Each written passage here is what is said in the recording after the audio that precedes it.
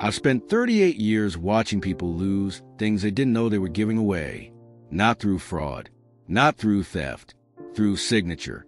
The bank is not your enemy because it lies to you. It's your enemy because it doesn't have to. Everything is disclosed. Everything is legal. Everything is enforceable. You signed it. I've sat across from clients who thought they understood what they agreed to. They didn't, but that's not a defense. Ignorance is not a defense. Confusion is not a defense. The signature is a defense. Yours. Against you. Most people think the danger is in the big moments. The mortgage, the business loan, the refinance when rates dropped and everyone said it was smart. That's not where it happens. It happens in the automatic payments you authorized once and forgot about.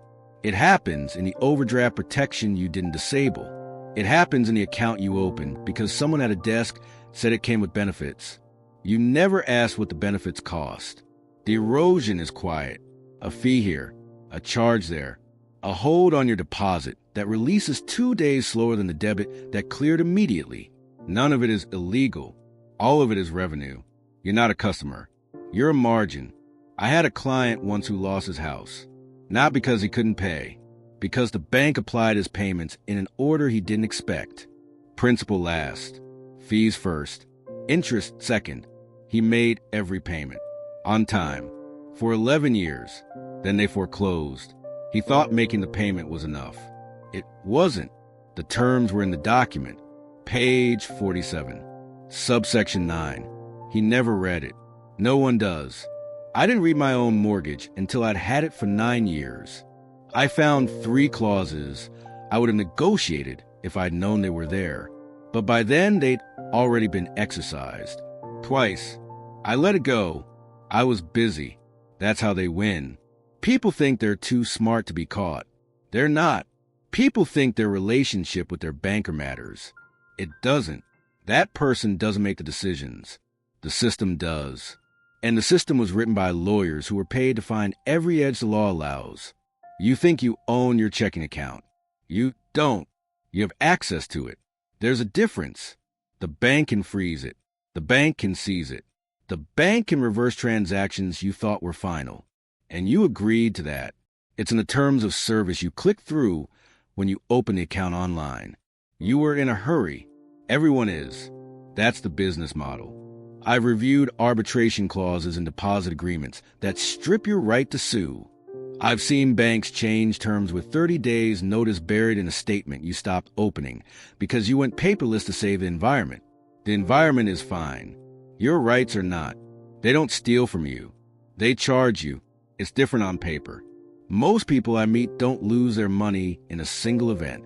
They lose it across decades. A monthly fee they didn't notice. A credit card they didn't close. A promotional rate that expired and became 23% and they didn't read the letter. The letter was sent. Certified mail isn't required. First class is sufficient notice. I've had clients who thought direct deposit made them safe. It doesn't. It makes you predictable. The bank knows when your money arrives. They know how much. They know what usually clears after. They time the fees accordingly. Legal, algorithmic, profitable. You think fraud protection protects you. It protects them from liability. When your car gets stolen and they reverse the charges, they're not doing it for you. They're doing it because Visa and MasterCard mandate it. The cost gets spread across merchants, then across consumers, then back to you in higher prices and annual fees you didn't used to pay. Nothing is free. You just don't see the bill. I once spent 6 hours in a conference room with a woman who had $42,000 in savings. The bank froze it because an automatic payment to her gardener looked suspicious. It wasn't suspicious. It was the same amount, same day, for 11 months. The freeze lasted 9 days. She missed her property tax deadline. Penalty and interest were applied. The bank unfroze the account. No apology, no compensation. It was in their discretion. She'd agreed to that. I couldn't do anything. Neither could she. Most people think the solution is to keep cash. That's not a solution. That's a different risk. Cash doesn't grow. It deflates. And if something happens to you, no one can access it. I've probated estates where we knew there was cash. We never found it. Gone. People also think moving to a credit union solves it. It doesn't. The structure is different. The incentives are not. They still charge fees. They still have arbitration clauses. They still sell your mortgage to a servicer who doesn't know your name. The system is a system. You think refinancing saved you money. Maybe it did, but you restarted the clock. A 30-year mortgage you paid on for 8 years became a new 30-year mortgage. You lowered your monthly payment. You added a decade of interest. The bank calls it a win-win. You'll pay more. They'll collect longer. Everyone smiles at closing. I see people who open accounts for their children, teaching them to save. The account has a minimum balance requirement. If it falls below, there's a fee. The fee takes it below the minimum again the next month. 2 years later, the account is empty. The kid never knew. The parent gets a letter. The account has been closed due to inactivity and negative balance. There's a collections mark. On a child, I've filed disputes on those. They rarely win. The terms were clear. The parent signed. People think they'll pay off their credit card next month. They don't. The minimum payment is designed to keep you in debt for years. I've reviewed statements where someone paid $3,000 over 4 years on a $1,500 balance and still owed $1,100. Interest, fees, late charges they didn't know they triggered because the due date moved. It's not illegal. It's structured. I've sat with clients who saved for decades, did everything right. Then their bank got acquired. The new bank converted their account type. The new account had different fees, higher minimums, new penalties. They were notified 60 days in advance. In an email that went to spam, they lost $4,000 in 6 months before they noticed. I tried to recover it. The bank had documentation.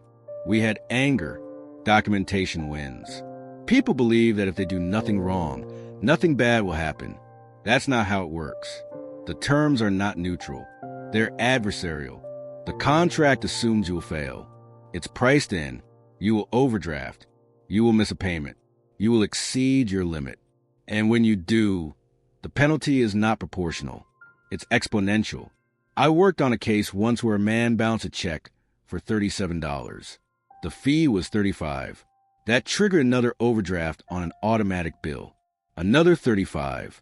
Then another for transactions. $140 in fees. On $60 of actual charges. He deposited money the next day. It cleared 3 days later. By then there were 2 more fees. The bank offered to reverse one. As a courtesy, he thought that was generous. It wasn't. I tell people to read everything. They don't. I tell them to keep records. They don't. I tell them to check their statements every month. They don't. And then they call me years later when the consequences have compounded. I can't fix it. I can document what happened. That's different. The bank is not evil. It's efficient. That's worse.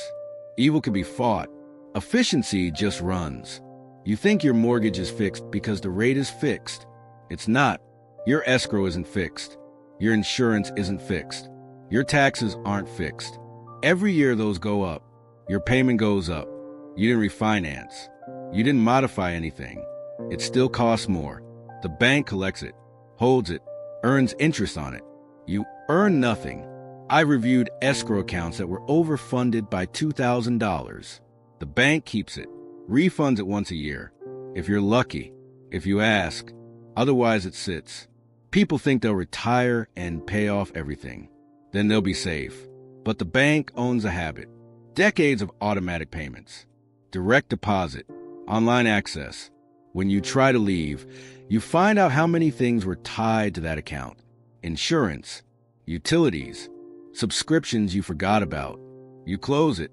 Something tries to charge. You get a collections notice. The bank is gone. The debt is not.